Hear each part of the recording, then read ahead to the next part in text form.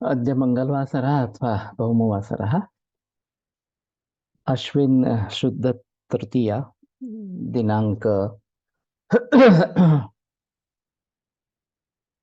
17 October 2023 चरक चिकित्सा स्थान अध्याय 3 शंखं चक्रं जलकान् दधतमृतघटं चारुदौर्भिश्चतुर्भिः सूक्ष्मस्वच्छातिरुद्यांशुकपरिविलसन् मौलिमम्भोजनेत्रं कालाम्भोदोज्ज्वलाङ्गं कटितटविलसच्चारुपीताम्बराढ्यं वन्दे धन्वन्तरिं तन्निखिलगदवनप्रौढदावाग्निलीलम् प्रौढदावाग्निलीलम् ब्रह्मणो हि समारब्धा मात्रेयाद्येषु पूजिताम् अस्मदाचार्यपर्यन्तां वन्दे गुरुपरम्पराम् आयुर्वेदरतं वन्दे माधवाख्यं महागुरुम् आयुर्वेदामृतं सर्वं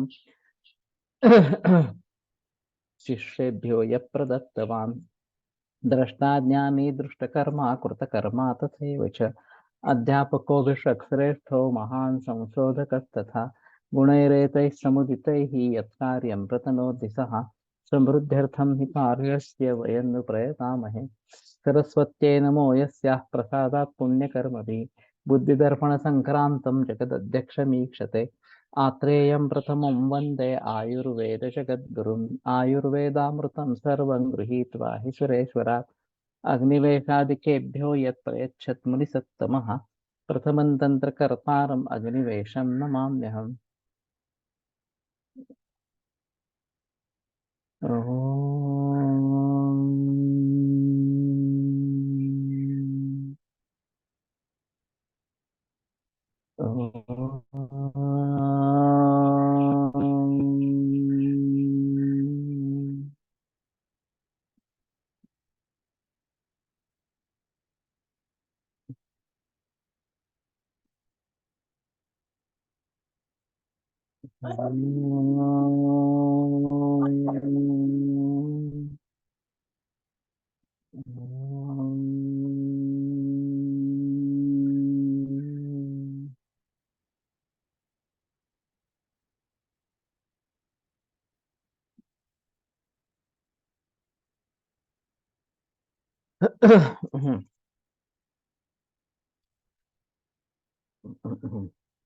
ठीक है, ये सिलसिला ऐसे ही चलता रहेगा। एकदोषानुगम साध्यं द्विदोषं याप्यम उच्यते यत्त्रिदोषम असाध्यम तन मंदाग्निरतिवेगवत्। तो एकदोषानुग इस प्रकार का अगर रक्तपित्त है वो साध्य है, द्विदोष याप्य इस प्रकार का है और त्रिदोष जो है वो असाध्य है। और मंदाग्नि है अतिवेगवत, मंदाग्नि है और जो अति वेगवान इस प्रकार का है। व्याधि भी क्षीण देह से वृद्ध से अर्नशनतश्च यत्। व्याधि से जिसका देह क्षीण इस प्रकार का हो गया है और जो व्यक्ति वृद्ध है, खाना नहीं खा रहा है, उसका जो है वो असाध्य इस प्रकार का है। तो कहने का तात्पर्य अर्थ ये है कि लक्षण अवस्था इन सभी के जरिए यहाँ पे साध्यासाध्यत्व के बारे में बताया गया है और ये सभी महत्वपूर्ण इस प्रकार के हैं। खास करके आईटीपी ल्यूकेमिया इनमें ये। हाँ, खाली कोण नाही आवाज आला?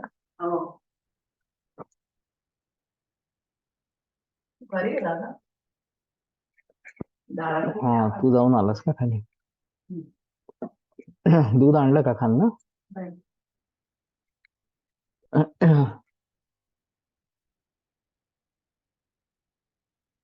तो ल्यूकेमिया और आईटीपी इनमें प्रोफ्यूज ब्लीडिंग होता है। ल्यूकेमिया में ब्लास्ट सेल्स अगर बहुत ज्यादा है तो ब्लास्टिक क्राइसिस करके कंडीशन बताई जाती है और ये जानलेवा होती है। तो कुछ ही घंटों में या एक दो दिन में मौत हो जाती है। और ये ब्लास्टिक क्राइसिस कब होगा ये पता नहीं चलता। इसलिए इसके बारे में सजग होना बहुत जरूरी इस प्रकार का है। और दूसरी बात यह है कि ये बच्चों में या युवाओं में होता है, ये एक अहम मुद्दा है इसमें। 17-18 बरस के लड़के इसके शिकार हो जाते हैं। तो उसके बारे में देखना जरूरी इस प्रकार का रहेगा। अभी केमिकल पेस्टिसाइड्स, तणनाशक वगैरह से डायरेक्ट रेफरेंस मुझे मिल नहीं रहा था कैंसर के बारे में। लेकिन अभी कल एक पोस्ट मैंने देखी अमेरिका वाली, कि पेस्टिसाइड्स और ये बनाने वाली इस प्रकार की कंपनी, और उसके ऊपर रिसर्च चल रहा था। और फ्रॉग के ऊपर परिणाम क्या है ये देख रहे थे इस प्रकार से। तो निग्रो साइंटिस्ट था, उसको ध्यान में आया कि फ्रॉग में परिवर्तन हो रहे हैं, मर नहीं रहे लेकिन परिवर्तन हो रहे हैं। और डिसेक्शन करने के बाद पता चला कि मेल फ्रॉग था,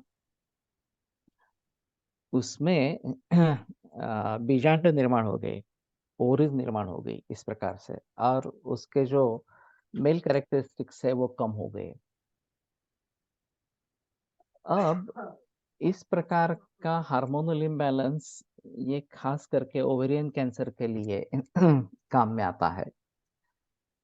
और उसी कंपनी की लैट्रोज नाम की दवा आज जो भी प्रचलन में है, वो ओवेरियन कैंसर के लिए भी प्रचलन में है, या ब्रेस्ट कैंसर के लिए प्रचलन में है। तो इससे इस प्रकार का हार्मोनल इम्बैलेंस सीधा हो जाता है पेस्टिसाइड्स और तणनाशक के जरिए। ये डायरेक्ट रेफरेंस एविडेंस कल सामने आया, तो ये बहुत अच्छी बात है। लेकिन जब वो प्रेजेंटेशन दे रहा था और यूरोपियंस या अमेरिकन्स सुन रहे थे, तो उनको पता चला कि ये हैवा करने वाली बात है, तो उन्होंने काफी प्रेशर डाला उसके ऊपर ये संशोधन बदलाने के लिए। लेकिन वो आखिर नेचर साप्ताहिक में ये प्रकट हो गया इस प्रकार का जो है वो। तो कहने का तात्पर्य अर्थ ये है कि डायरेक्ट एविडेंस जो चाहिए था, जो नहीं मिल रहा था, वो इसके जरिए अभी सामने आया। और केमिकल पेस्टिसाइड्स, फर्टिलाइजर से क्या क्या नुकसान हो रहा है, ये अभी तो मैंने पहली बार हार्मोनल इम्बैलेंस क्रिएट करते हुए देखा। ये विषारी है, जहरीला है, इसमें कोई संदेह की बात नहीं है। मैं आज तक समझता आया था कि ये केवल टॉक्सिसिटी निर्माण करता है, लेकिन ये हार्मोनल इम्बैलेंस भी करता है, ये नई बात सामने उभर आए। और फिर उसके जरिए इनके बारे में कैसे सोचना है, क्या करना है, मैंने शायद ये पोस्ट की है जेएसपीसी वगैरह में, जो कल मुझे मिली थी वो। तो कहाँ कहाँ तक, कितने डीप में ये सभी परिणाम जा रहे हैं, ये काफी सोचने का मतलब इस प्रकार का है। तो व्याधि भी क्षीण से वृद्ध से अनशनतश्चयत, मैंने जो मरीज देखा था 18 बरस का युवा था, और सभी ही जगह से रक्तस्राव हो रहा था। ऊपर नाक, कान, नयन, नेत्र, मुख, और नीचे मेढा और गुदा, सभी द्वारों से रक्तस्राव बड़ी मात्रा में, प्रोफ्यूज ब्लीडिंग इस प्रकार का हो रहा था। उसको एडमिट किया था लेकिन कुछ फायदा नहीं हुआ, 2 दिन में उसकी मौत हो गई। तो कहने का तात्पर्य अर्थ ये है कि इस प्रकार का रक्तपित्त जो असाध्य इस प्रकार का बताया गया है, वो बुक पिक्चर जैसा देखने दिया।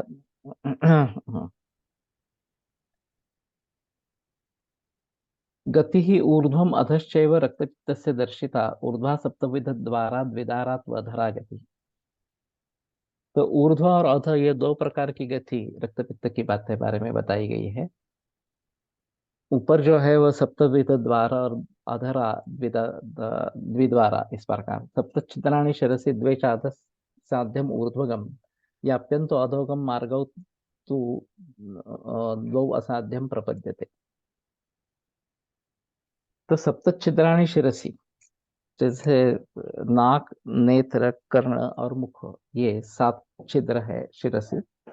द्वे चादः, और नीचे 2 है, एक मूत्र मार्ग और मल मार्ग। और स्त्रियों में गर्भाशय, ये भी एक अलग मुख इस प्रकार का है। साध्यम ऊर्ध्वगम, ऊर्ध्वग रक्तपित्त जो है वो साध्य है। याप्यंतु अधोगम, अधोग रक्तपित्त जो है वो याप्य है। मार्गव तो द्वौ असाध्यम प्रपद्यते, असाध्य जो रक्तपित्त है वो 2 मार्गों में प्रवृत्त होने वाला है, वो असाध्य इस प्रकार का है। यदा तो सर्व छिद्रेभ्यो रोमकूपेभ्य एव च वर्तते ताम असंख्ययाम गतिम तस्याहुरांति। सभी छिद्रों से, रोमकूपों से जो प्रवृत्त होता है, असंख्येय गति इस प्रकार के है। और वो आंतिक गति इस प्रकार की है कि इसके आगे चलकर ये मृत्यु के लिए कारण हो जाती है। एक नाथ जोशी वैद्य बम्बई में थे, उन्होंने एक अनुभव बताया था। किसी सेक्रेटरी के 2 बच्चों को, एक 9 बरस का, एक 11 बरस का, ऐसा कुछ, एक साथ ये सभी पूरे बदन से रक्तस्राव इस प्रकार का हो रहा था। और फिर एलोपैथी में कुछ करने लायक नहीं है ऐसा बताया था। तो उन्होंने उस समय में पुराण घृत का अभ्यंग किया था। अब पुराण घृत का इसमें क्या रोल है, ये एक अजीब बात है। लेकिन दोनों बच गए और सुधर गए आगे।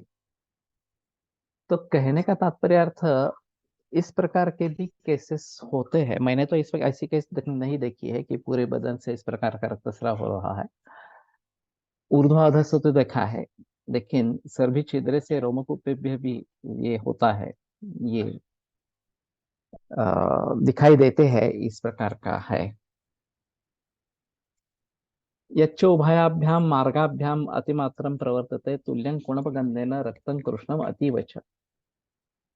दोनों मार्ग से प्रवृत्त होता है और कुणपगंधी इस प्रकार का होता है, और अति कृष्ण इस प्रकार का होता है। तो ये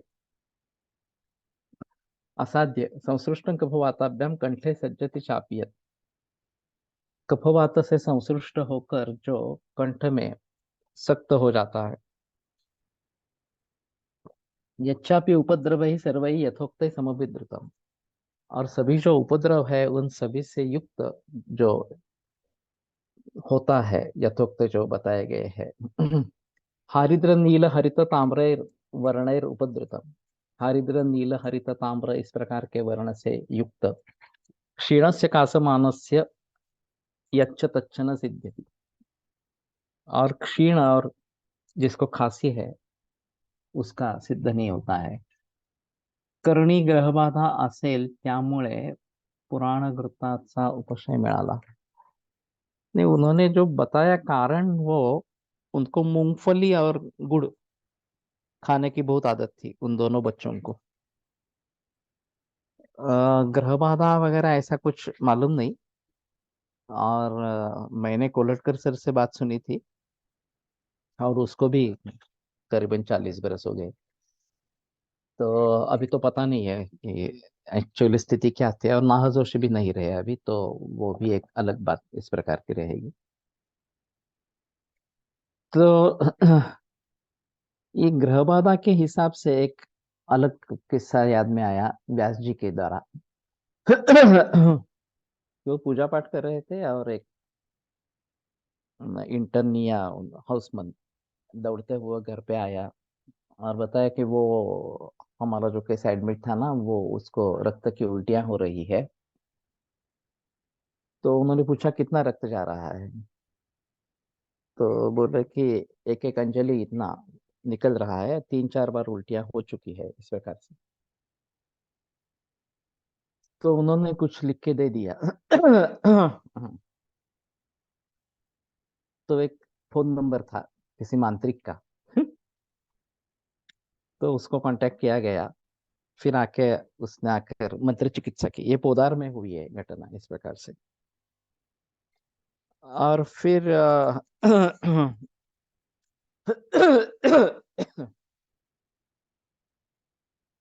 दूसरे दिन उस छात्र ने आकर बताया कि पेशेंट ठीक हो गया, वो अभी चाय पी रहा है। एक मिनट।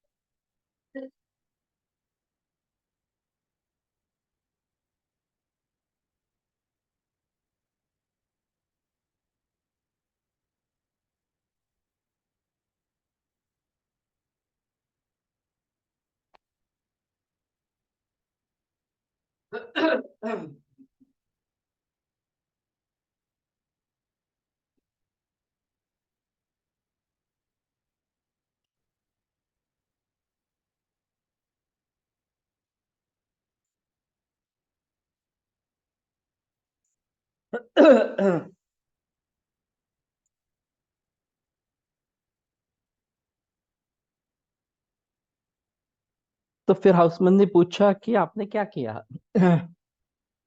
तो बोले तुमने बताया कि अंजलि अंजलि इतना खून चाह रहा है, 100 150 ml इतना रहेगा, 3 4 बार वमन हो चुका है।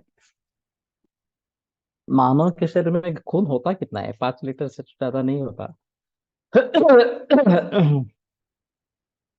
और इतना खून निकलने के बावजूद भी वो जिंदा है, तो ये निस्संशय ग्रह बाधा इस प्रकार की है, यह करनी है इस प्रकार से। इसलिए मैंने मांत्रिक का सुझाव दे दिया और उसकी चिकित्सा से वो ठीक हो गया इस प्रकार से। अभ्यंग केल्यामुळे दोष परत कोष्ठात होऊन उपशय मिळाला असेल का? हो सकता है। लेकिन ये जो तिर्यक गति है वो बंद हो गई अभ्यंग से। ये बात सही है, फिर से कोष्ठ में चला गया नहीं चला गया, लेकिन उस समय तो पेशेंट बच गया, ये जरूरी इस प्रकार का है। तो कहने का तात्पर्य आता है कि इस प्रकार से मरीज दिख सकते हैं। ये व्यास जी का अनुभव है इस प्रकार का। और फिर वो मरीज स्वस्थ हो गया, इस प्रकार की बात थी। तो क्षीणस्य कासमानस्य यच्च तच्च न सिद्ध्यति। क्षीण और कासमान अगर जो है तो उसका रक्त पित्त साध्य नहीं होता। यद विदोषानुगम यद्वा शांतम शांतम प्रकुप्यते। जो दो दोषों का अनुबंध रखने वाला है और शांत होने के बाद बार बार प्रकुपित होता है। तो ये भी अहम मुद्दा है कि विरेचन हतानाहम आनयंतम पुनः पुनः, ये बात जैसे उधर में कही गई है कि विरेचन से अनाह दूर हो जाता है, फिर भी बार बार आना होता ही रहता है इस प्रकार से। तो वो उधर असाध्य इस प्रकार का बताया गया है, और ये व्यवहार में देखते भी है। तो उसी प्रकार से शांतम शांतम जब प्रकोपयति, शांत होकर बार बार जिसका प्रकोप होता रहता है, वो रक्त पित्त असाध्य इस प्रकार का हो जाता है। और फिर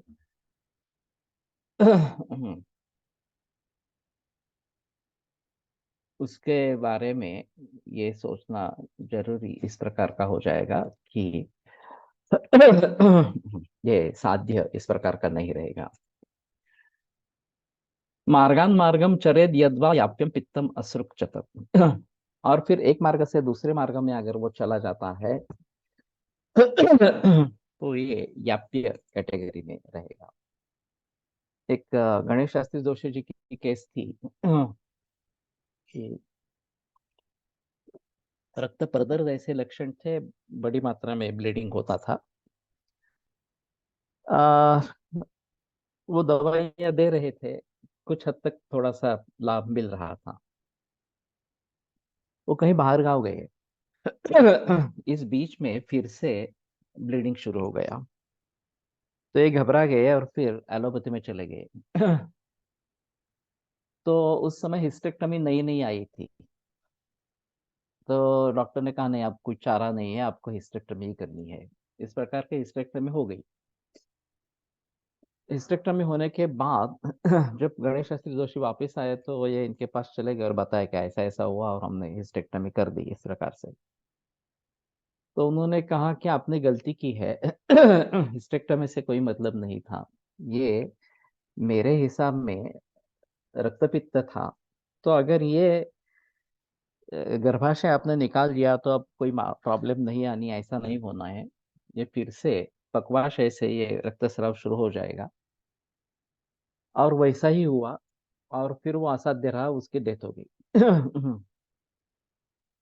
तो अभी रक्त प्रदर कहे या इस प्रकार से रक्तातिसाब इस प्रकार से कहे, या फिर रक्त प्रदर कहे या रक्त पित्त कहे, ये एक अहम मुद्दा है।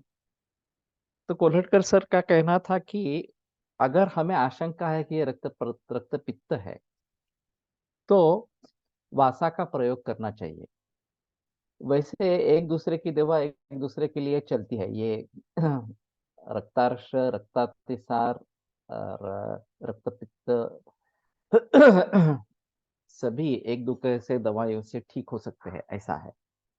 फिर भी मुख्य रूप से सह्यस्य परमौषधम, वासा ऐसा परमौषध है। और वो देने के बावजूद भी अगर रक्तपित्त रुका नहीं तो फिर समझ लेना है कि ये रक्त प्रदर है, रक्तपित्त नहीं है, इस प्रकार से। तो जो वासायाम विद्यमानायाम आशायाम जीवितस्य रक्तपित्ति क्षयी काशी किमर्थम अवसीदति, ये प्रख्यात श्लोक है इसके बारे में। तो अगर रक्तपित्त निदान है तो वासा का बड़े पैमाने पर निदान होना चाहिए। और ये जो अ, खड़ी वाले वैद्य ने जिनका सम्मान किया था, नाम अभी मुझे याद नहीं रहा। तो उनके दो बड़े अजीब किस्से हैं। पंचकर्म की प्रैक्टिस करते थे और उन्होंने टीबी के पेशेंट्स को, जिसको मॉडर्न मेडिसिन में टीबी डायग्नोस हुआ है, इस प्रकार के अनेक मरीजों को केवल वासा से ट्रीट किया था।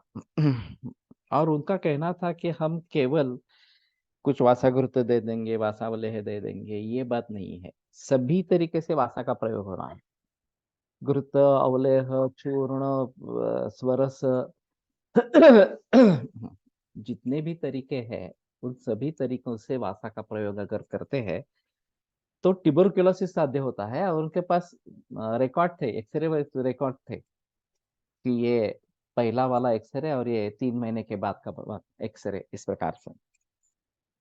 तो ये बहुत अहम मुद्दा है इस प्रकार से कि नहीं तो टीबी के मरीज अभी हमारे पास टिकते ही नहीं है। वैद्य है तो भी डॉक्टर के पास चले जाते हैं। बाकी लोगों की बात छोड़ो। और फिर यवतमाळ, यवतमाळ का है? वैद्य गिरा से, हाँ बराबर है। गिरा से है, यवतमाळ नहीं, उनका नाना जोशी नहीं, यवत गिरा से का ही है।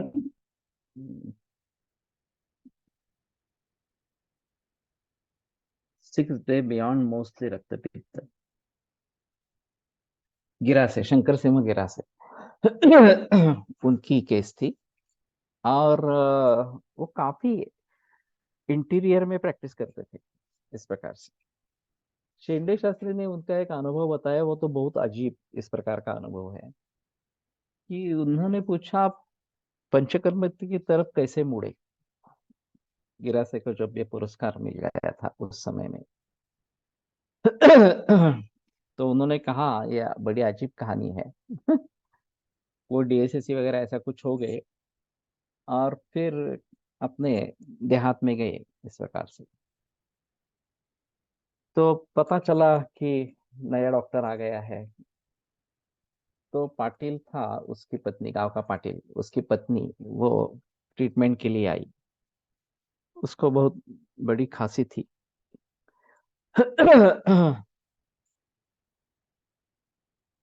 तो इन्हें तो कुछ भी मालूम नहीं था, ना ही एलोपैथी मालूम थी, ना ही आयुर्वेद मालूम था। तो ऐसा सुना था कि इस प्रकार की खांसी में पेनिसिलिन बहुत अच्छा काम करता है, तो उन्होंने पेनिसिलिन की इंजेक्शन डलवाई। उसकी रिएक्शन आ गई। और पूरे बदन में रैश उभर उठा। ये घबरा गए। अभी तो मालूम नहीं था कि क्या करना है। तो एक वाक्य ध्यान में आया, अगर कुछ उपाय सूझता नहीं है तो स्वर्ण स्वच्छ कर देना, इस प्रकार से। तो उन्होंने कहा ठीक है, स्वर्ण स्वच्छ कर कैसे देना है, तो अदरक रस और शहद के साथ देना है। तो उन्होंने कहा कि मुझे अदरक रस चाहिए। वो देहाती लोग, उन्होंने भी एक गिलास अदरक रस ला के दे दिया।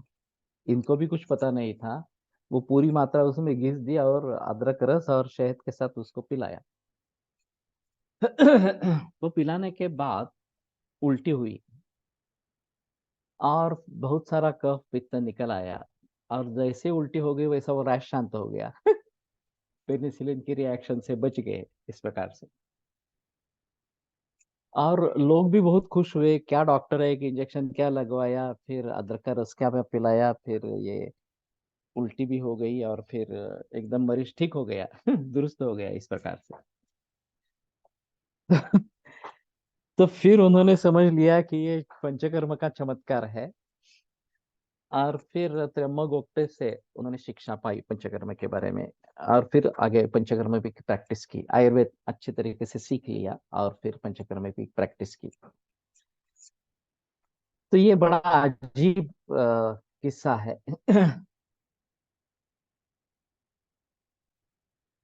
अति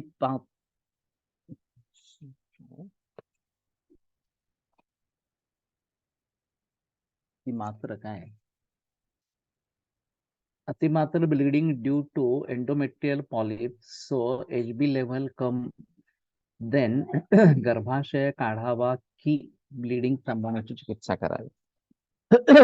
ये बड़ी गलतफहमी है कि गर्भाशय निकाल देंगे, हिस्टेक्टमी करेंगे तो प्रॉब्लम मूल रूप से ठीक हो जाती है।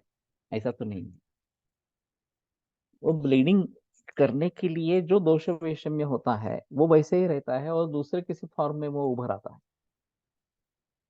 मेरे पास कुष्ठ इसके बाद में निर्माण हुआ और कुष्ठ की चिकित्सा के प्रयोग में मैंने पुष्पानुग चूर्ण और प्रदारारी लोह का प्रयोग किया, तो उससे वो ठीक हो। तो कहने का तात्पर्य अर्थ ये है कि हिस्टेक्टमी कर देने से प्रॉब्लम ही नहीं रहता, ये जो अभी एलोपैथी बताती है और लोग भी मान जाते हैं। मासाकृत वेरी यूजफुल एज रसायन इन लिवर सिरोसिस। रक्त प्रदर में क्या देना चाहिए से, ये काफी मुश्किल वाला मामला है। इसमें दो तरीके मिलते हैं। एक फाइब्रॉइड्स होते हैं यूटेराइन में, यूटेरस में। और फिर उसमें बात ऐसी होती है कि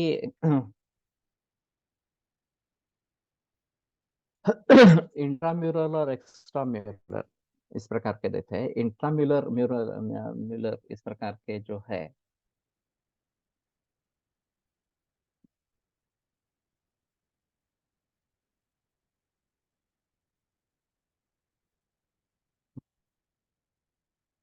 वो ज्यादा खतरनाक इस प्रकार के होते हैं।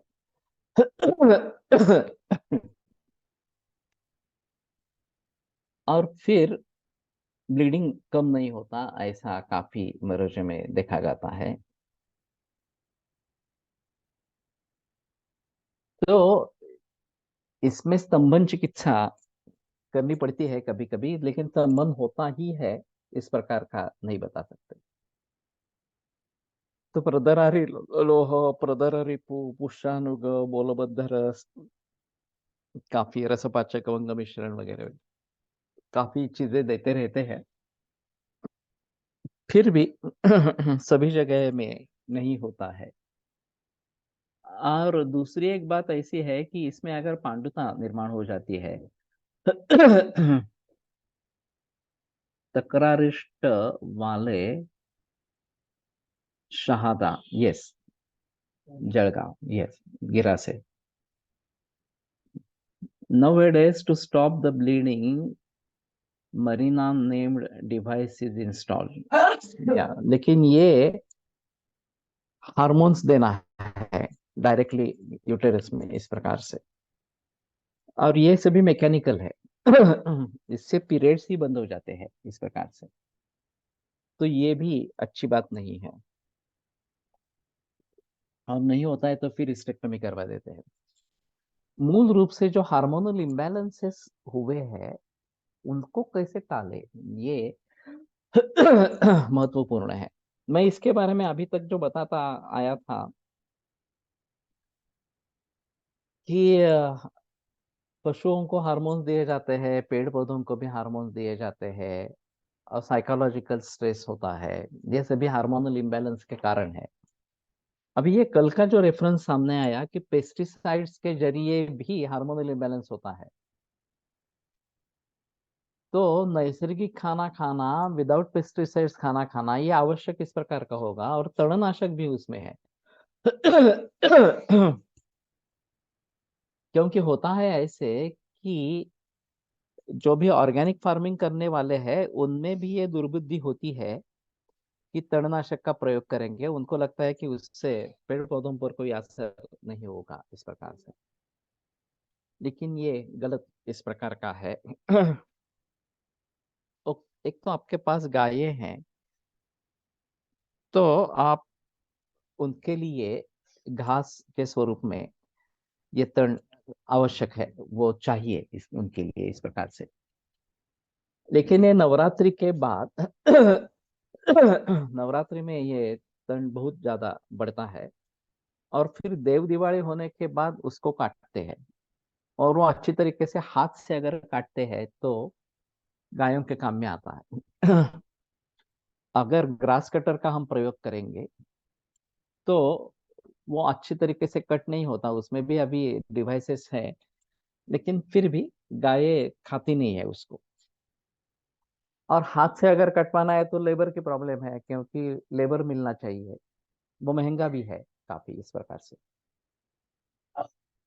तो मैं सोच रहा हूँ कि अभी इसके बारे में कैसे किया जाए।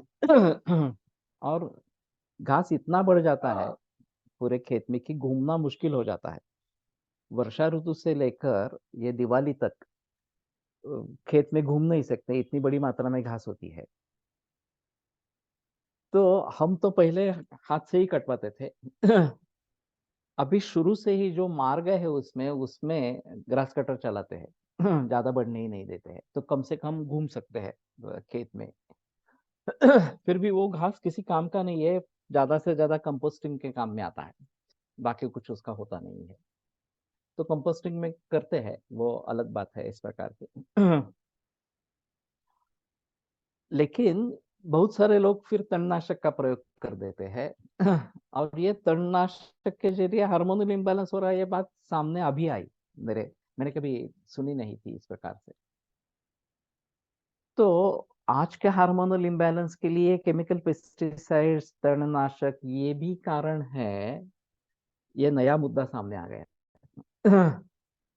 और नैसर्गिक ही खाना खाना चाहिए, तभी हार्मोनल इम्बैलेंस से बच सकेंगे, ये बात सामने आ गई। तो इसके बारे में सजग होना जरूरी है। आई हैड गिवन वासा स्वरस to patient with high BP, nose bleeding, which was not controlled by allopathic drug, not to results। अच्छी बात है। वमन प्रदर में दे सकते हैं। अगर हमारा निदान रक्त पित्त, अधोग रक्त पित्त इस प्रकार का है तो याप्य है, तो जब तक ये पीरियड चालू है तब तक ये करते रहना है, इस प्रकार का रहेगा। प्रदर अगर मेनोपॉज के बाद अथवा ओल्ड एज में हो तो क्या व्याधि का प्रोग्नोसिस बदलता? मुख्यतः मॉडर्न साइज केस में कैंसर होने की संभावना का विचार करता हूँ। सही है। इसमें कम से कम सोनोग्राफी करवा लेना जरूरी है। और हो सके तो यहाँ हिस्टेरेक्टमी ठीक है। अगर 60-70 बरस में इस प्रकार से अचानक ब्लीडिंग हो गया, कभी कभी केवल पॉलिप होता है, कैंसर नहीं होता है। लेकिन वो पॉलिप यूटेरस में बढ़ गया, इस प्रकार की बात होती है। सोनोग्राफी से निदान पता चलता है, और फिर चाहे तो सिर्फ पॉलिपेक्टमी करे, या फिर गर्भाशय निकाल दे, ये बात हो सकती है। तो इनमें कम से कम इन्वेस्टिगेशंस करना बहुत जरूरी है। कम से कम सोनोग्राफी करवाना बहुत जरूरी इस प्रकार का है। फायब्रॉइड्स मध्ये काय विचार करून स्तंभन चिकित्सा करता का? उत्तरबस्ती करणं मस्ट आहे। वैसे देखा जाए तो उत्तर बस्ती का सुझाव इसमें है ही। हम नहीं कर रहे हैं। और ग्रंथों में जो उत्तर बस्ती है, वो अभी जो इंट्रायूटेराइन इस प्रकार का कैन्युला का प्रयोग करके उत्तर बस्ती दिया जाता है, वो नहीं है। वहां ऋतुकाल में योनिर्गुणनात्यपावृते इस प्रकार से योनि स्नेह का ग्रहण करती है, इस प्रकार का बताया गया है। तो उस काल में लिथोटॉमी पोजीशन देकर थोड़ा कमर उठा के स्नेह डालना है वहां पे। और वेदस ने ये किया है अभी, 2-3 घंटे ऐसे ही सुलाते रहते हैं, तो बहुत सारा तेल एब्सॉर्ब हो जाता है। और ग्रंथों में भी इस प्रकार का निर्देश है कि वो बार बार करे इस प्रकार से। तो ये आसान तरीका है उत्तर बस्ती का। अभी जो इंट्रायूटेराइन कैन्युला वगैरह ये सब बातें लोग कर रहे हैं, तो वो अपेक्षित है या नहीं है, ये एक अलग मुद्दा इस प्रकार का रहेगा। लेकिन हमें इसका प्रचलन, इसमें कोई रिस्क नहीं है। उसमें अगर भूल हो जाती है तो बहुत दर्द होता है, और फिर उसको ठीक करने में काफी मुश्किल इस प्रकार की होती है। फाइब्रॉइड की चिकित्सा अलग होनी चाहिए। और मैं सोच रहा हूँ कि मेदो धातु के विभिन्न परिणमन इस प्रकार के हैं, कि फाइब्रोएडिनोमा है, फाइब्रॉइड है, ये फाइब्रोमा, या मुंह में रेडिएशन के बाद इस प्रकार का होता है, या फिर मेदोज ग्रंथि होते हैं, लाइपोमा होते हैं। इन सभी के बारे में क्या संप्राप्ति है, ये देखना जरूरी है। और लिवर में फैटी लिवर, ये चेंजेस जब आते हैं, तो उसका उससे कोई संबंध है क्या? तो मैं अभी तो बताता हूँ कि रिफाइंड ऑयल खाना पूरी तरीके से बंद कर दो। नेचुरल ऑयल्स जो है वही लेना है। मूंगफली का तेल बेहतर ऑप्शन इस प्रकार का है। तो ये एक कारण अहम बनता है इस प्रकार के फैटी लिवर या मेद के बारे में, जो बदलाव आ रहे हैं उसके बारे में। और उसको भली भांति समझ लेंगे तो शायद कुछ बात बनेगी। वैसे धातुओं के निर्माण के समय, जब रस से रक्त मांस मेद वगैरह इस प्रकार के धातु बनते हैं, तो उसमें कुछ गड़बड़ इस प्रकार की होती है, और शायद वसंत कल्पना इसमें अच्छा काम करेगी, ऐसा मेरा मंतव्य है। करके देखा नहीं है। How to approach the in uterine fibroids with severe bleeding which caused hemoglobin deterioration up to 3 grams। इसके बारे में थोड़ा सा ऐसा है। वायोर धातुक्षयात कोपो मार्गस्य आवरणेन वा। धातुक्षय से भी वात का प्रकोप होता है, और मार्गावरोध से होता है। फाइब्रॉइड ये ज्यादातर मार्गावरोध से वात प्रकोप करने वाला इस प्रकार का, और इसीलिए बहुत ज्यादा दर्द इस प्रकार का होता है। लेकिन जब ब्लीडिंग ज्यादा हो जाता है, हेमोग्लोबिन ड्रॉप डाउन हो जाता है, तो मैंने कुछ व्यक्तियों को सुझाव इस प्रकार का दिया था कि एलोपैथी डॉक्टर को कंसल्ट करो। और एनीमिया के बारे में क्या करना है, चाहे इंजेक्टेबल आयरन इस प्रकार से देने से बात बनती है तो ठीक है। जब हेमोग्लोबिन 5 के 7 के दरमियान है, तो शायद ये बात बनती है कि इंजेक्शन के रूट से आयरन देने से फायदा होता है। अगर ओरली आयरन देते हैं तो कॉन्स्टिपेशन वगैरह भी समस्याएं होती है और उतनी जल्दी बढ़ता भी नहीं है। लेकिन मरीज ने नहीं स्वीकार किया। ब्लीडिंग चलता रहा और फिर 3 ग्राम तक आ गया। तो हमारे लिए दो ऑप्शन थे, एक रक्त बस्ती का प्रयोग करके, लेकिन रक्त बस्ती का प्रयोग करने से भी इतना जल्दी बढ़ेगा नहीं इस प्रकार से। तो फिर एलोपैथी डॉक्टर ने कहा अब कोई चारा नहीं है, ब्लड ट्रांसफ्यूजन नहीं देना है इस प्रकार से। तो 3 बैग चढ़ाए गए और जैसे बैग चढ़ाए वैसे ब्लीडिंग कम हो गया, रुक गया इस प्रकार से। मैंने सोचा था कि इस प्रकार से खून अगर बढ़ेगा शरीर में तो फिर से रक्त की अति प्रवृत्ति होगी, लेकिन उल्टा हुआ, रक्त प्रवृत्ति बंद हो गई और फिर आगे भी नौबत नहीं आई। हीमोग्लोबिन जब मेंटेन रहा आगे तो नौबत नहीं आई और फिर मेनोपॉज हो गया, आगे कुछ करने की जरूरत नहीं पड़ी।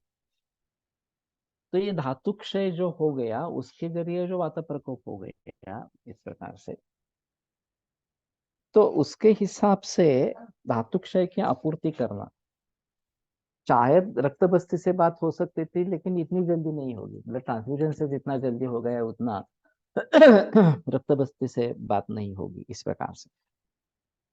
तो ऐसे हालात में शुरू में ही सोचना है, अगर खून इस प्रकार से कम हो रहा है, एचबी ड्रॉप हो रहा है, ये काफी समस्या सीकेडी के पेशेंट्स में भी आती है। और वैसे डायलिसिस में ब्लड लॉस होता ही रहता है, जो पेशेंट्स डायलिसिस पे है उनमें ब्लड लॉस होता ही रहता है। तो उन सभी में हीमोग्लोबिन अगर 5 से नीचे चला जाता है तो बेटर ऑप्शन ब्लड ट्रांसफ्यूजन। शुरू में हम कुछ प्रयास कर सकते हैं, या 5 के 7 के दरमियान अगर एज भी है तो रक्त बस्ती का प्रयोग भी कर सकते हैं, लेकिन ध्यान देना पड़ता है। और फिर ये नौबत आती है 57-58 इयर्स मध्ये ही रेग्युलर पिरियड्स चालू असतील तर ते रक्तप्रदर समजावे का, कसा विचार करावा। ये हार्मोनल इम्बैलेंस है। रक्त प्रदर समझ सकते हैं उसको, अगर उससे थकान नहीं आ रही है, हेमोग्लोबिन कम नहीं हो रहा तो ठीक है, लेकिन अगर थकान आने लगी और ये होगा तो फिर मुश्किल वाला मामला है। विदेशों में एचआरटी का प्रचलन बीच में बहुत था, हार्मोनल रिप्लेसमेंट। और हम युवा है ये दिखाने के लिए मेनोपॉज होने के बाद हार्मोन्स देके रजत परिवर्तन चालू रखते थे, पीरियड्स आने देते थे। फिर बाद में हुआ कि इससे कैंसर होता है, तो ये काफी कम हो गया इस प्रकार से। तो कौन से स्नेह इन उत्तर बस्ती, हम अपने हिसाब से कर सकते हैं।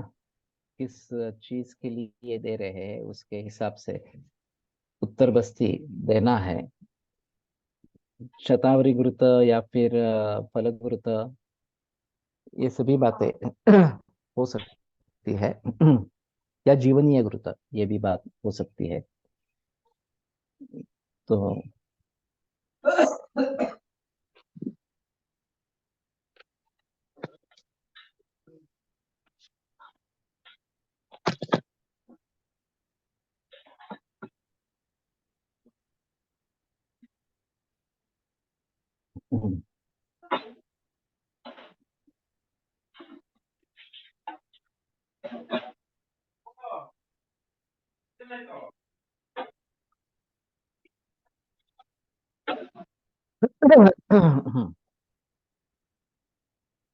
तो हम उसको अलग तरह से सोचेंगे कौन सा स्नेह देना है। अगर हम हीमोग्लोबिन 21 ग्राम इन पेशेंट,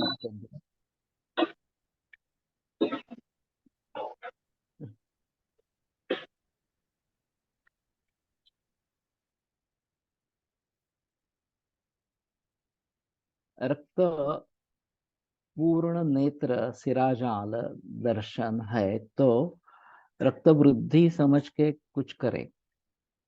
इसमें अक्सर रक्त वृद्धि है तो तेषुस्रावितुम रक्तम उद्रिक्तम वेदयत तिराम, ये बात होती है। तो सिराव्यथ करे, इस प्रकार से। पांचगणी में एक पेशेंट था, और वहां पे चितड़े नाम के एक वैद्य प्रैक्टिस करते थे। शेंडे शास्त्री वहां दंत यज्ञ के लिए जाते थे। तो उसकी उम्र ज्यादा थी, 75 बरस की थी, और उसका कहना था कि सभी शरीर में उसको ऐसा लगता है कि चींटियां चढ़ती है। और वो खुद कह रहा था कि मुझे लगता है कि मेरा खून जो है ना वो ठीक नहीं है, तो आप एक बार मुझे रक्तमोक्षण करवाए। तो 75 उम्र थी, तो ये टाल रहे थे। शिंदे सर ने कहा नहीं, कर देते हैं, ये खुद मरीज बता रहा है तो कर देते हैं। और जैसे ही रक्तमोक्षण किया, उनको काफी लाभ हो गया। तो हर 3 महीने में वो रक्तमोक्षण करते रहे इस प्रकार से। तो ये एक अजीब अनुभव है इस प्रकार का। दूसरा हीमोग्लोबिन बढ़ने का एक कारण है, वो कार्डियक कंडीशन होती है। खास करके फैलेट्स टेट्रालॉजी, ये जो कंडीशन बताई गई है हार्ट की, उसमें शुद्ध और अशुद्ध दोनों तरीके का रक्त शरीर में घूमता रहता है। तो जो ऑक्सीजन टिश्यू को मिलना चाहिए वो नहीं मिलता है, और वो ऑक्सीजन मिलने के लिए हीमोग्लोबिन बढ़ाया जाता है। तो ये कॉम्पेंसेटरी है। और जैसे पैलेट टेट्रालॉजी ठीक होगी, वैसे ये हीमोग्लोबिन का परसेंटेज नीचे आने लगता।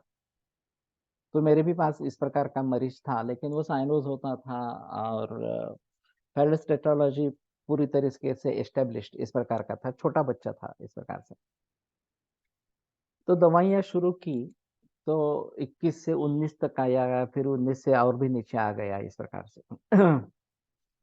लेकिन फिर उन्होंने माना नहीं, ऑपरेशन के लिए चले गए, और उसी में उसका देहांत हो गया, ऑपरेशन में ही देहांत हो गया। लेकिन इस प्रकार की कॉम्पेंसेटरी रक्त वृद्धि यहाँ पे दिखाई देती है पैलेट टेट्रोलॉजी में। ऐसी कुछ कंडीशन है क्या, ये देखो इस प्रकार से, या फिर सेप्टल डिफेक्ट में ये एट्रियम या वेंट्रिकुलर सेप्टल डिफेक्ट, इस प्रकार की बात है तो भी ये बात हो सकती है। केवल पैलेस्टेटोलॉजी तो और गंभीर अवस्था है। योनि पिच्छू धारण इज इक्वली यूजफुल होता है। यहाँ तो सिर्फ वो स्नेह रखते हैं, पिच्छू धारण करने से परिणाम होगा, इसमें कोई संदेह नहीं है।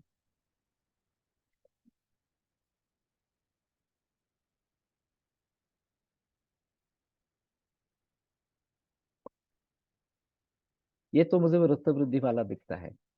सुहासिनी मोस्टली अशाच ग्रंथोक्त उत्तर बसते देते। ओके। अस्थि विमार्ग गमन,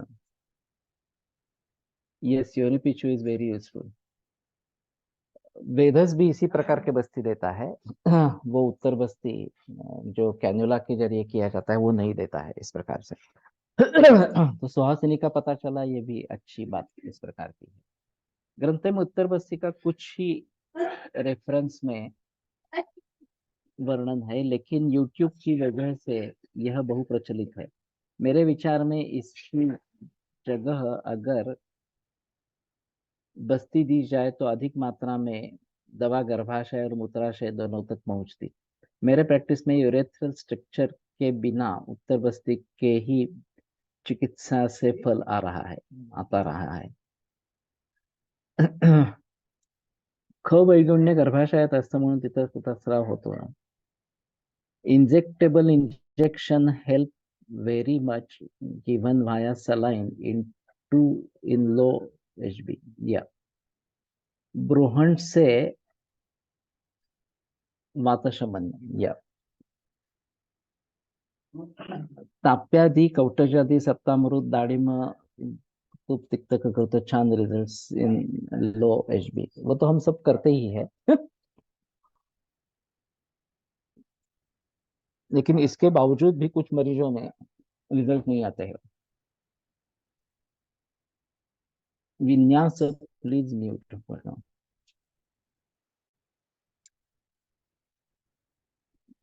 ओके।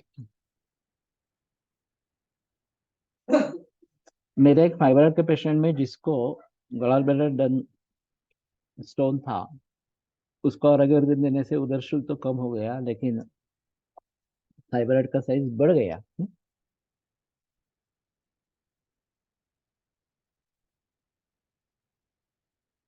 सेप्टल डिफ्लेक्ट आणि काय, सेप्टल डिफ्लेक्ट में दो है, एट्रियल और वेंट्रिकुलर। तो लक्षण थोड़े अलग अलग होते हैं। अभी ऐसा था कि ये सेप्टल डिफेक्ट वाले मरीज हमारे पास बचपन में आते थे, 1 बरस 1.5 बरस इस प्रकार की उम्र में, और उस समय में 5 बरस तक ऑपरेशन नहीं करते थे।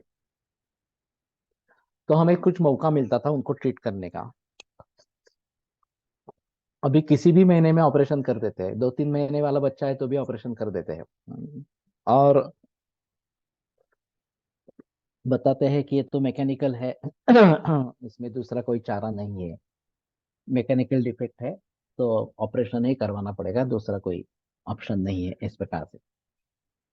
तो सर्जरी में जैसे तरक्की हो रही है, वैसे वैसे ये सब माहौल बदल रहा है।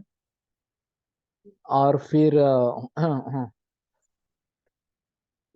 मरीज आना बंद हो गया, इस प्रकार से। फैलोस्टेटोलॉजी। ये फैलोस्टेटोलॉजी एक डिसीज है, कार्डियक कंडीशन है। मुझे अभी पक्का याद नहीं है पूरा, जो भी कुछ था, लेकिन अशुद्ध रक्त पूरे शरीर में घूमता रहता है, और इसको कॉम्पेंसेट करने के लिए हीमोग्लोबिन बढ़ाया जाता है। ये इसमें फेलोस्टेटोलॉजी में दिखाई देता है। तो कहने का तात्पर्य था कि बहुत सारे विभिन्न प्रकार के मरीज है, और हर एक का अलग अलग माहौल इस प्रकार का है। अब जब हम एलोपैथिक डायग्नोसिस और आयुर्वेद की दृष्टि से सोचना है हमें, तो हमें आयुर्वेद को तो छोड़ना नहीं है, ये बात अहम है। और फिर उस अवस्था में हमारी तरीके से पूरा केस टेकिंग लेके फिर आगे क्या सोचना है, ये बात जरूरी है। और कितने डीप में जाए, कितने होलिस्टिक अप्रोच के लिए प्रयास करे, ये काफी गंभीर मामला इस प्रकार का।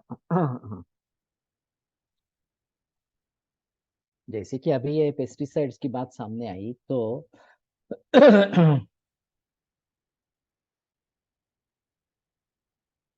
increase hemoglobin treatment in allopathy is rectal motion. Yeah.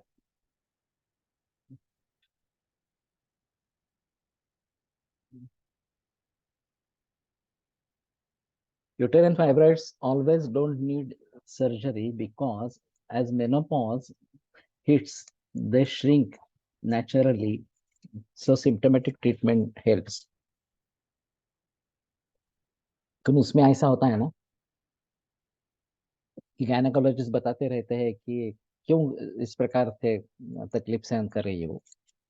एक बार ऑपरेशन हो गया तो और कुछ करने की जरूरत ही नहीं है, इस प्रकार से। और वो बताते हैं कि बस ऑपरेशन से सब ठीक हो जाएगा, कुछ नुकसान तो नहीं है, इस प्रकार से। कि बेबी गर्ल को लिवर ट्रांसप्लांट बोल रहे हैं एलोपैथी के डॉक्टर। वो तो अभी सभी जगह ट्रांसप्लांट सर्जरीज है। Increased hemoglobin treatment in allopathy is रक्तमोक्षण। नेत्र रोग में जब रेटाइनल हिमरेज हो जाते हैं, तो उससे ऊर्ध्व रक्तपित्त या तिर्यक रक्त निदान कर सबकी विविध रोगों के परिणाम स्वरूप हिमरेज होता है, हेतु भी रक्तपित्त के नहीं मिलते, ये कितना सही है। उसका निदान ज्यादातर अम्लाध्यूषित या तिमिर इस प्रकार का होता है। उसको रक्तपित्त कहे नहीं कहेंगे। नानल सर ने उसको रक्तपित्त करके ट्रीट किया था, लेकिन उन्होंने सिर्फ त्रिफला दिया था, वासा भी नहीं दिया था। अगर हमारे हिसाब में इस प्रकार का नेत्र में होने वाला रक्तस्राव ये रक्तपित्त है, तो हम वासा से ट्रीट करेंगे। उन्होंने तो त्रिफला से ट्रीट किया था। तो फिर उसका निदान हमारे हिसाब में क्या है? तिमिर है, नेत्र रोग है, ये अम्लाद्युषित वगैरह इस प्रकार का है, ये देखना जरूरी इस प्रकार का रहेगा। मेरे माँ को इस प्रकार का हुआ था और कोल्हटकर सर ने उनका निदान अम्लाद्युषित इस प्रकार का किया था। लेकिन पारस शाह इन्वॉल्व थे। उन्होंने कहा नहीं नहीं नहीं, हम कुछ नहीं करेंगे, हम सीधा लेजर ही करेंगे इस प्रकार से। वो तो मानने के लिए तैयार ही नहीं थे कि आयुर्वेद की कुछ ट्रीटमेंट करके देखे। मैं तो सेकंड ईयर में था, मुझे तो उसके बारे में ज्यादा पता इस प्रकार का नहीं था। SD and VSD septal defect 90% में ऐसे ठीक हो जाते हैं। अभी उसके लिए लोग रुकते ही नहीं है। ये ठीक हो सकते हैं, इसमें संदेह की बात नहीं है, लेकिन अभी इसके लिए को लोग रुकते नहीं है, बताते हैं लोग ऑपरेशन करवा लेंगे। Ventricular septal defect, overriding aorta, pulmonary stenosis, right ventricular hypertrophy, technology of palate. Okay, ये सभी साथ में है, तो फिर ये पैलेस टेट्रोलॉजी इस प्रकार का कहा जाता है। हाँ, एकमार्गम बलवतो नातिवेगम नवोत्थितम रक्तपित्तम सुखम काले साध्यम से निरुपद्रवम। तो एक ही मार्ग से प्रवृत्त होने वाला बलवत मरीज अगर है, नाति वेगम ज्यादा वेग नहीं है, नवोत्थितम नया ही शुरुआत हुई है, नई ही शुरुआत हुई है, सुख काल है और निरुपद्रव है, तो वो रक्तपित्त साध्य है। तो इतनी सब कंडीशन होने पर ही वो साध्य होगा, नहीं तो साध्य नहीं होगा। मेरा सौभाग्य रहा है कि मैंने काफी मरीज अलग अलग तरीके से देखे हैं, केवल कैंसर में ही नहीं, पैलेस्टेटोलॉजी से लेकर बहुत सारे आप्लास्टिक एनीमिया वगैरह वगैरह इस प्रकार से भी काफी मरीज देखे हैं। तो ये सौभाग्य से बात प्राप्त होती है, जैसे आप सीनियर होते जाते हैं और छात्रों से मरीज इस प्रकार से आते रहते हैं या सीधे मरीज आते रहते हैं, तो ये अच्छी बात इस प्रकार की होती है। एक 45 ईयर मेल पेशेंट है, smoking history, he has severe atherosclerosis in whole body. How with the no without using aspirin and clopidogrel can we treat this patient with our approach? हमारी हिस्ट्री ले लो पहले, उसके बाद कुछ बता सकते हैं। माती गरम पाण्यात घालून ते पाणी थंड होऊ मग गाळून द्यावे फॉर प्रदर। मृदुष्ट लौष्टोद्भवम, ये एक बताया गया है इस प्रकार से।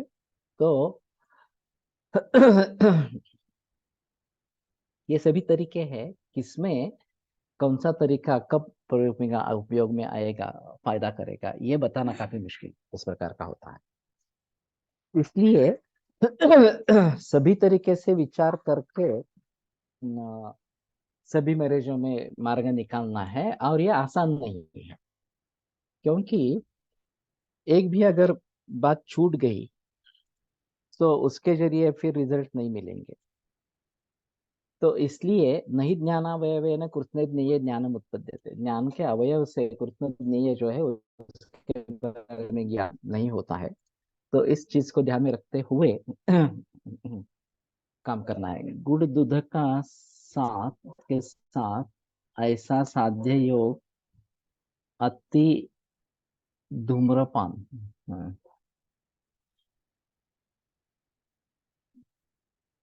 साधा योग अति धूम्रपान में आया है शरत में, ठीक है ना। One patient of BSD HB19 raised, he feels pressure on heart, breathing.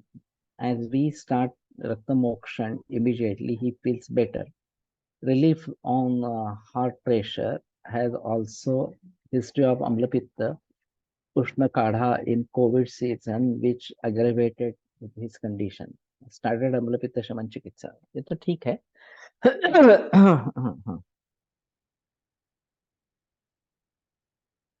तो हर मरीज को अच्छी तरीके से देख के क्या देना है, ये सोच समझ कर दे देंगे तो ज्यादा बेहतर इस प्रकार का रहेगा।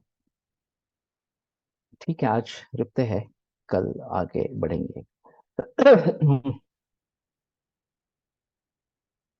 आयुर्वेद प्रकांड निगदित इह हि शल्यतंत्र प्रधानः शिष्येभ्यः शाश्वतोऽयं निखिल जन कृपा व्याप्त चित्तेन येन आयुर्वेदस्य वाञ्छन् पुनरपि भुवने ताञ्च सुष्ठु प्रतिष्ठां श्रेष्ठं धन्वन्तरिं तं प्रणमति च सदा वैद्यवर्गो हि नूनम् वैद्यवर्गो हि नूनम्